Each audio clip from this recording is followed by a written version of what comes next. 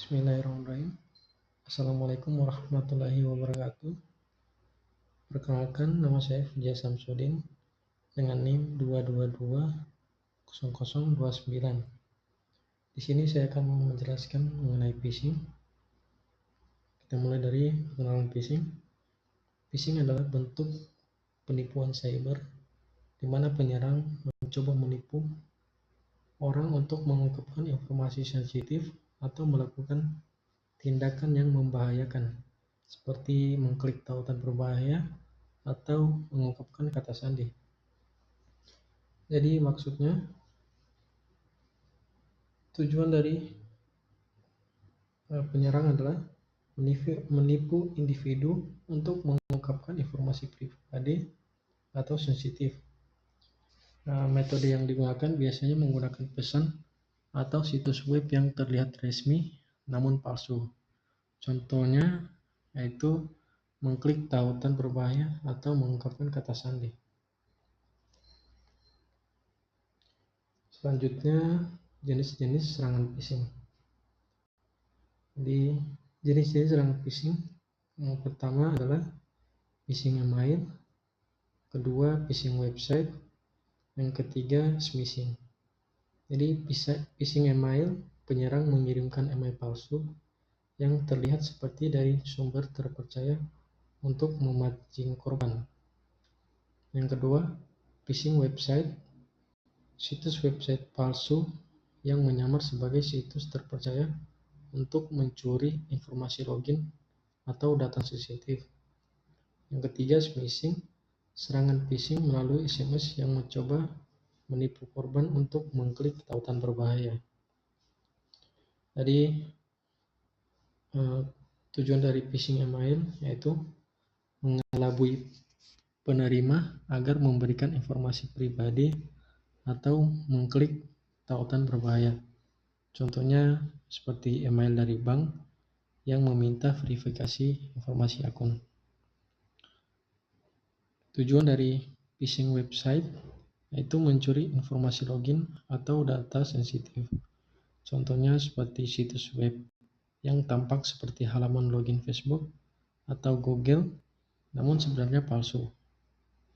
Yang ketiga, tujuan dari smishing yaitu mengarahkan korban untuk mengklik tautan berbahaya atau memberikan informasi melalui balasan SMS. Contohnya, SMS mengklaim berasal dari penyedia layanan seluler yang meminta verifikasi akun. Yang ketiga, cara kerja phishing. Pertama, enkripsi. Penyerang menggunakan enkripsi untuk menyembunyikan situs phishing dan menyamarkannya sebagai situs web resmi. Jadi tujuannya membuat situs phishing tampak lebih sah dan sulit dideteksi. Contohnya menggunakan HTTPS pada situs web phishing. Yang kedua, engineering sosial atau rekayasa sosial. Penyerang menggunakan teknik rekayasa sosial untuk memancing korban agar mengungkapkan informasi sensitif. Jadi tujuannya itu membangkitkan rasa takut, urgensi, atau kepercayaan pada korban. Contohnya, email yang mengancam akun akan diblokir kecuali pengguna segera memperbarui informasi.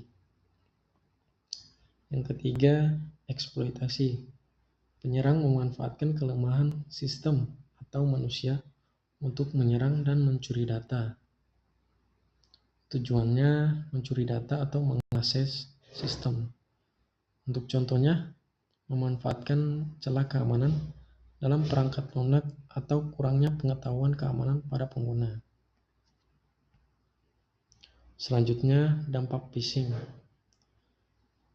Dampak pada keuangan yaitu kerugian keuangan akibat pencurian informasi sensitif seperti nomor kartu kredit dan kata sandi.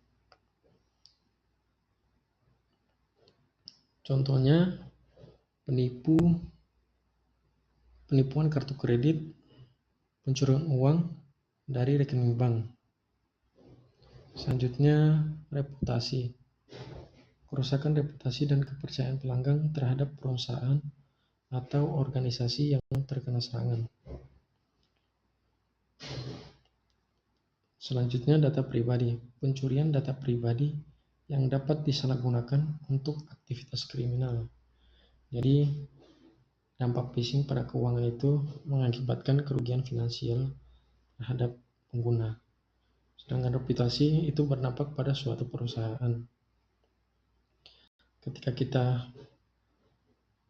mendapatkan masalah pada sebuah perusahaan, maka kepercayaan kita pada sebuah perusahaan tersebut akan menurun. Selanjutnya, untuk data pribadi, tentu saja itu berdampak besar pada kita karena data pribadi yang harusnya privasi, bersifat privasi, disalahgunakan untuk aktivitas kriminal. Selanjutnya, pencegahan serangan phishing. Jadi, pencegahan serangan phishing dapat dilakukan dengan enkripsi. Gunakan enkripsi untuk melindungi informasi sensitif, lalu edukasi, latih karyawan untuk mengenali dan menghindari serangan phishing. Pada keamanan, terapkan langkah-langkah keamanan seperti firewall dan antivirus. Verifikasi, selalu verifikasi sumber sebelum membagikan informasi sensitif. Jadi, tujuan untuk melakukan enkripsi yaitu mengamankan data saat dikirim dan disimpan. Tujuan dari edukasi, meningkatkan kesadaran dan kemampuan untuk mengidentifikasi serangan phishing.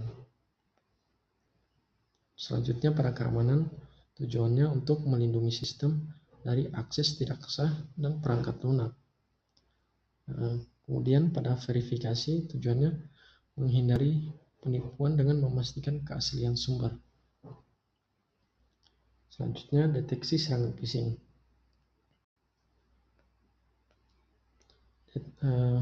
Perangkat lunak, yaitu gunakan perangkat lunak anti-phishing untuk mendeteksi dan mencegah serangan. Contohnya, kita menggunakan plugin browser atau perangkat lunak keamanan yang dapat mengenali situs phishing. Kemudian, kewaspadaan. Waspadai email, website, atau pesan yang mencurigakan dan minta pertimbangan orang lain. Contohnya, kita memeriksa URL situs web, waspada terhadap data bahasa dan ejaan yang buruk dalam email. Kemudian, pada verifikasi. Selalu verifikasi sumber dan konten sebelum mengambil tindakan apapun. Lalu pelaporan, laporkan setiap serangan phishing yang terdeteksi agar dapat ditangani dengan segera. Contohnya, kita melaporkan email phishing ke penyedia layanan email atau pihak berwenang. Selanjutnya, tindakan jika terkena phishing. 1. Tanggapi cepat. Segera ubah kata sandi dan matikan akun terkompromisi. Contohnya, mengubah kata sandi atau mematikan akun yang terkompromisi. 2. Laporkan serangan ke pihak yang berwenang dan tempat kejadian, seperti bank, penyedia email, dan lain-lain.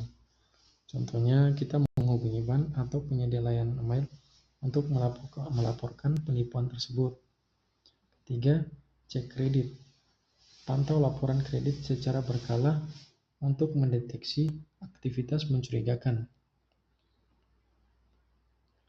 Tujuannya itu mengidentifikasi pencurian identitas atau aktivitas penipuan lainnya. Contohnya, kita menggunakan layanan pemantauan kredit. Kesimpulan dan saran. 1. Tetap waspada, selalu berhati-hati terhadap pesan dan situs web yang mencurigakan. 2. Tingkatkan kesadaran, edukasi karyawan dan anggota keluarga tentang bahayanya phishing. Terutama kita mengedukasikan tentang jenis-jenis phishing atau cara mengenali apakah email yang dikirimkan itu berupa phishing atau bukan.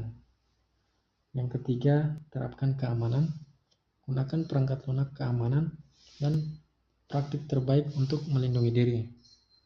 Yang 4, Tanggapi dengan cepat. Jika terkena phishing, segera ambil tindakan untuk meminimalkan dampaknya.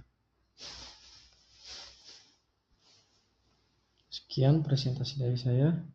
Jika ada yang kurang, mohon dimaafkan. Saya akhiri. Wabillahi taufiq wal hidayah. Assalamualaikum warahmatullahi wabarakatuh.